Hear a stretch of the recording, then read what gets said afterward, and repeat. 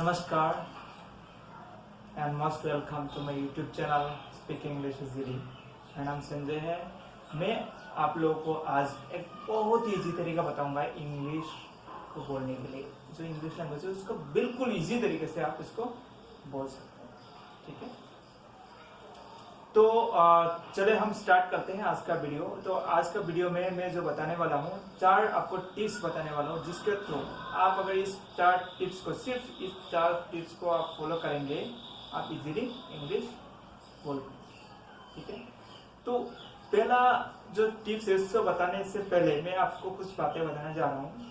पहले आपको माइंडसेट को क्लियर करना है। माइंडसेट ये है कि इंग्लिश एक दिन में सीखने वाली चीज नहीं है। ठीक है जी, जैसे कुछ लोग होता है कि आपको बताते हैं कि आपको 30 डेज में इंग्लिश सिखा देंगे, 30 डेज में आप इंग्लिश बोल सकते हो। कोई बोलता है 90 डेज में।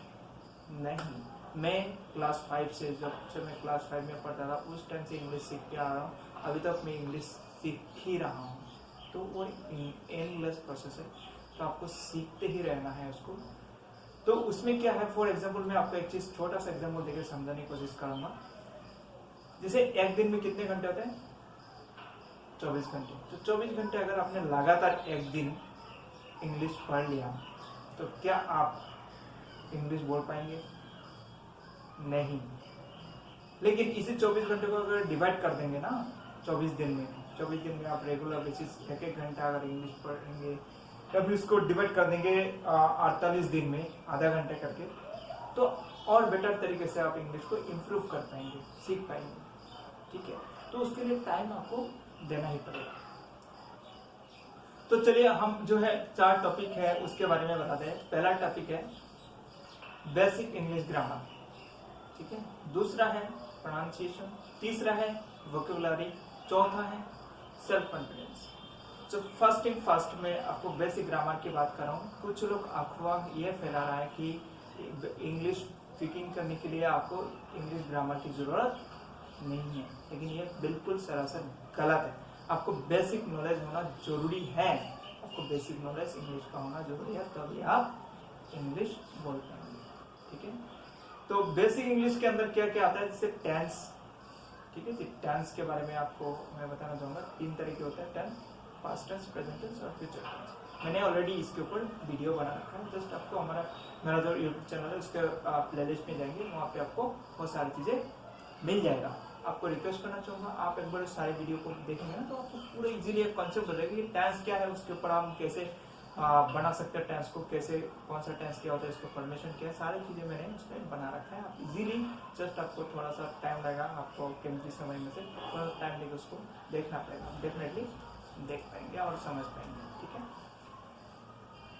दूसरा है प्रिपोजिशन। प्रिपोजिशन एक ऐसा चीज है जो रिलेट करता है कि जैसे one of my friend is very curious, on of my friend is, ठीक है, तो वेरी क्यूरियस।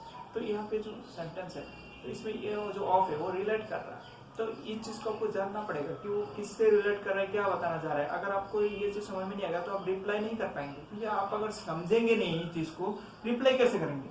नहीं कर पाएंगे, आप गलत रिप्लाई करेंगे, तो उससे क्या होगा, आपका कम्युनिकेशन स्किल बिल्डअप नहीं हो पाएगा। तीसरी बात, आपको पार्ट्स ऑफ स्पीच सीखना पड़ेगा। पार्ट्स ऑफ स्पीच 8 होता है ना, noun, pronoun, adjective, preposition, conjunction, verb, adverb.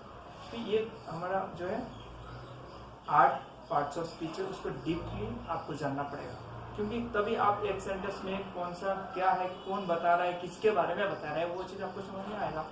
जैसे Ram is a boy, Ram is a boy, तो राम क्या है, बॉय क्या है, यह क्या है, वो चीज आप जब जानेंगे नहीं तो आप कैसे बताएंगे कि ये क्या है? ठीक है, तो आपको ये चीज जानना जरूरी है। कोई भी कितने भी बोले कि बिना इंग्लिश ग्रामर के आप इंग्लिश बोल पाएंगे, नहीं। आप रट्टा मार के कुछ फायदा नहीं है। अगर आप उस चीज को डीपली नहीं समझ पाएंगे, आप अगर अपनी तरह से इंग्लिश को बोल नहीं पाएंगे, उसका कोई फायदा नहीं है। आप आगे चल के फंस जाएंगे, आगे चल के आप स्टॉप हो जाएंगे। ठीक है, तो आपको स्टॉप करना है तो करिए, रट्टा मारिए, लेकिन अगर आपको आगे चलते रहना है तो इसके लिए आपको थोड़ा डीपली जाना पड़ेगा। ठीक है, तो उसको थोड़ा सा आपको पार्ट्स ऑफ स्पीच को पढ़ना पड़ेगा क्या है, तो उसके ऊपर भी मैंने वीडियो बना रखा है। एक्चुअली आप अगर जाएंगे ना मेरे प्लेलिस्ट में, उसमें सारे पार्ट्स ऑफ स्पीच क्या है, कैसे है, सारी चीजें आपको समझ में आ जाएगा इजीली। ठीक है। तो ग्रामर के अंदर पार्ट्स ऑफ स्पीच मैंने बता दिया। इसके बाद होता है हमारे पास होता है voice, active and passive voice, ठीक है। तो ये दो वॉइसेस होता है। फॉर एग्जांपल उसका क्या इंपॉर्टेंट है मैं बता रहा हूँ। Suppose there is an example, I write a letter, ये बता दिया किसी ने, तो आप इजीली समझेंगे कि वो एक चिट्ठी लिखता है।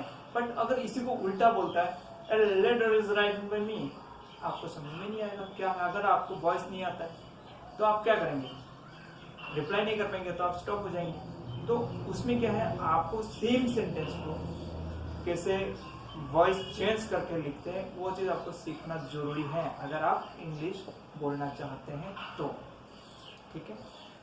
तो मैंने क्या बताया, पहले बताया मैंने आपको टेंस सीखना है, प्रिपोजिशन सीखना है, पार्ट्स ऑफ स्पीच सीखना है और वॉइस सीखना है। ये चार चीज अगर आपने सीख लिया, आपके लिए एक बहुत अच्छा इंग्लिश का एक फाउंडेशन बन जाएगा ग्रामर का, ठीक है।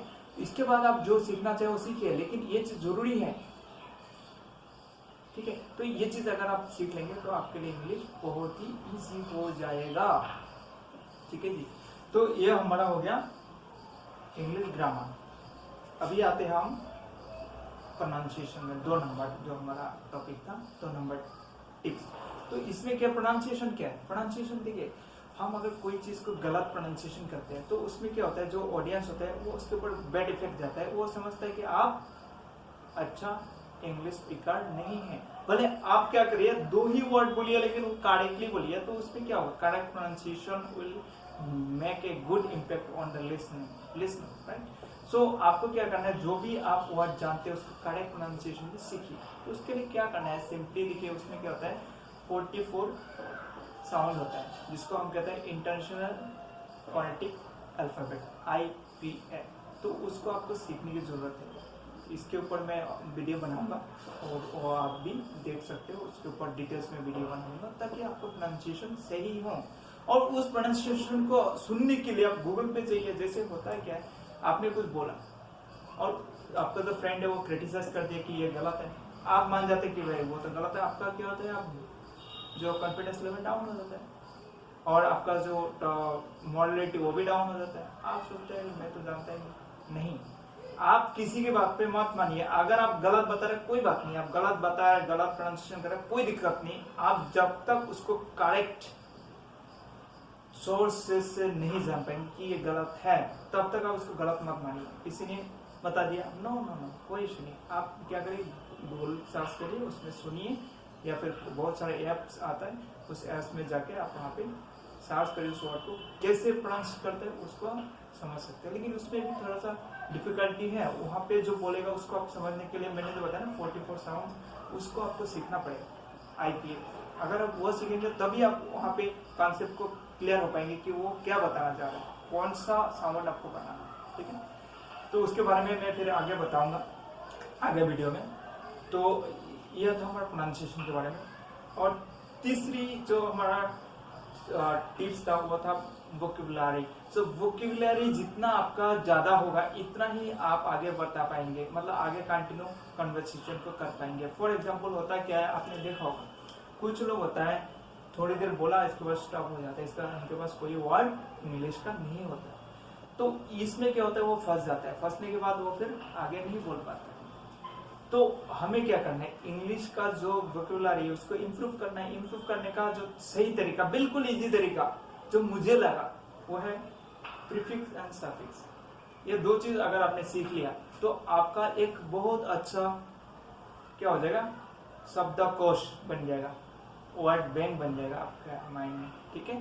तो उसका बहुत सारा तरीका है कैसे कैसे आप अपना वोकैबुलरी को इम्प्रूव कर सकते हैं। उसके लिए मैं वीडियो बना दूंगा, आप इजीली देख के उसको आप इजी तरीके से इंग्लिश को सीख सकते हैं, स्पीकिंग कर सकते हैं, ठीक है। This is my guarantee. चौथा एंड लास्ट ट्रिक्स वो है सेल्फ कॉन्फिडेंस। सेल्फ कॉन्फिडेंस आपको बनाना बहुत जरूरी है। जब तक आप सेल्फ कॉन्फिडेंस नहीं बनाएंगे तब तक आप इंग्लिश में नहीं बोल पाएंगे, ठीक है। तो सेल्फ कॉन्फिडेंस बनाने के लिए मैं 3 ट्रिक्स बताऊंगा आपको जो कि बहुत इंपॉर्टेंट है। आज तक आपने शायद नहीं सुने होंगे, ट्रिक्स बहुत इंपॉर्टेंट है। वो ट्रिक्स से पहला है मिररिंग। आप मिरर के सामने जाइए, आप वहाँ पे बोलना शुरू कीजिए। तो जैसे बोलेंगे आपको क्या लगेगा कि आप बोल पा रहे हो, आप देख रहे हो ना आपके सामने मिरर है तो आप देख पा रहे हो, हाँ मैं बोल रहा हूँ, हकीकत है भाई मैं बोल रहा हूँ उसके सामने, मैं बोल रहा हूँ डैट्स इट। तो आप क्या कर रहे हो, बोल रहे हो उसके सामने, मिररिंग कर रहे हो, मतलब आप बोल पा रहे हो। तो ये होता है। और जैसे आपने बोला, आपके माइंड में कॉन्फिडेंस आ गया कि मैं बोल तो पा रहा हूँ, मैं देख रहा हूँ, मैं बोल रहा हूँ, ठीक है ना।